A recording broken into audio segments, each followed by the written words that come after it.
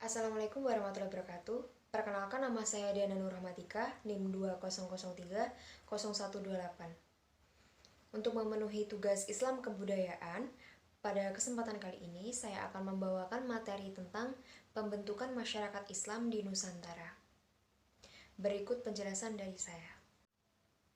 Oke, pada poin pertama yaitu pesantren hasil asimilasi pendidikan sebelum Islam Hindu-Buddha.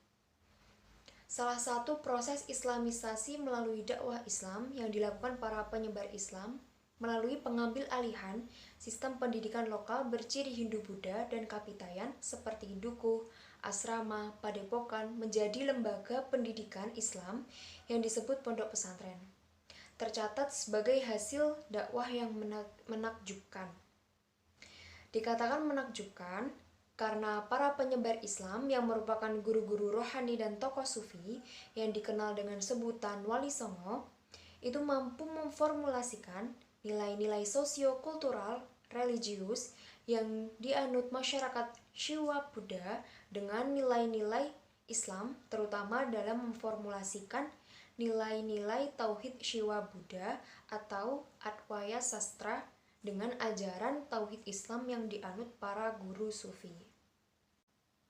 Bertolak dari kemiripan-kemiripan nilai-nilai dan ajaran Shiwa Buddha dengan Islam, para ulama sufi di era Wali Songo dapat dengan baik membumikan Islam di Jawa melalui asimilasi, di mana salah satu usaha yang dilakukan oleh ulama-ulama era Wali Songo tersebut adalah mengembangkan jumlah dukuh ke berbagai thani atau sebutan desa di era Majapahit. Dari dukuh-dukuh Lemah Abang yang ditinggali murid-murid dan pengikut Syah Lemah Abang yang cenderung melakukan perlawanan terhadap kerajaan, lahir varian masyarakat Jawa yang disebut golongan abangan, yang menurut Profesor Suripan Sadi Hutomo 1987 tergambarkan dalam wayang Krucil yang menempatkan Syekh Siti Jenar dan Sunan Kalijaga sebagai tokoh golongan abangan. Di Ampel Dentapun, letak dukuh berada di selatan masjid yang sampai sekarang dikenal dengan toponim Kampung Dukuh yang letaknya sekitar 1 km dari lokasi Masjid Agung Ampel. Demikianlah keberadaan pesantren sebagai asimilasi dari pendidikan dukuh asrama padepokan yang berlangsung hingga abad ke-21 ini, menyisakan nilai-nilai pendidikan dukuh yang bersumber dari sistem pendidikan Hindu-Buddha dan Kapitayan. Oke, pada poin yang kedua yaitu islamisasi dalam nilai-nilai seni budaya Nusantara. Jovan Sevok Vertoningen 1938 mengemukakan bahwa wayang kulit purwa yang dikenal sebagaimana sekarang ini adalah produk yang dihasilkan oleh wali-wali penyebar Islam.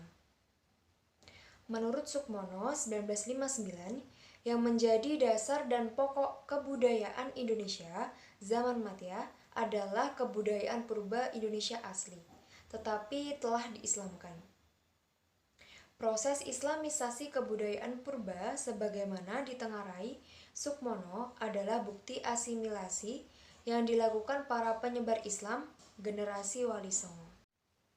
Bukti asimilasi lain dalam usaha mengislamkan Anasir Hindu adalah mengubah dan sekaligus menyesuaikan epos Ramayana dan Mahabharata yang sangat digemari oleh masyarakat dewasa itu dengan ajaran Islam.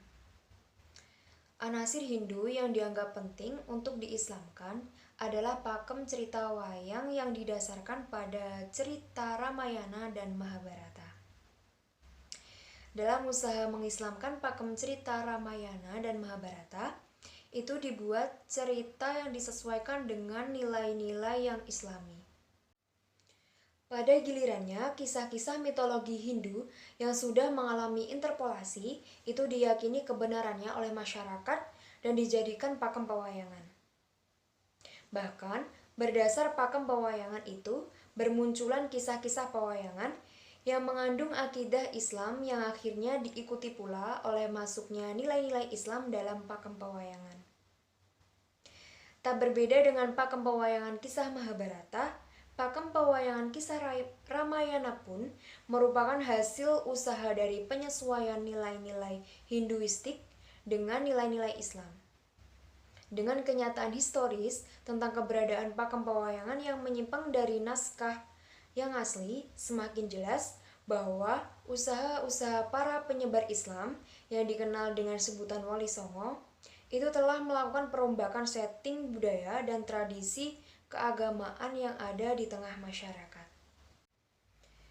Pakem Ramayana dan Mahabharata yang sudah diislamkan itu divisualkan dalam bentuk pertunjukan wayang purwa yang dengan cepat dapat menarik perhatian masyarakat luas. Dan masyarakat yang terpesona dengan keindahan permainan wayang yang menggunakan pakem cerita yang sudah diislamkan dengan cepat menganggap bahwa cerita Ramayana dan Mahabharata versi Wali Songo itulah yang paling benar. Itulah sedikit penjelasan mengenai pembentukan masyarakat Islam di Nusantara. Saya Diana Nurrohmatika, kurang lebihnya mohon dimaafkan. Terima kasih atas perhatiannya. Wabillahi taufiq wal hidayah. Wassalamualaikum warahmatullahi wabarakatuh.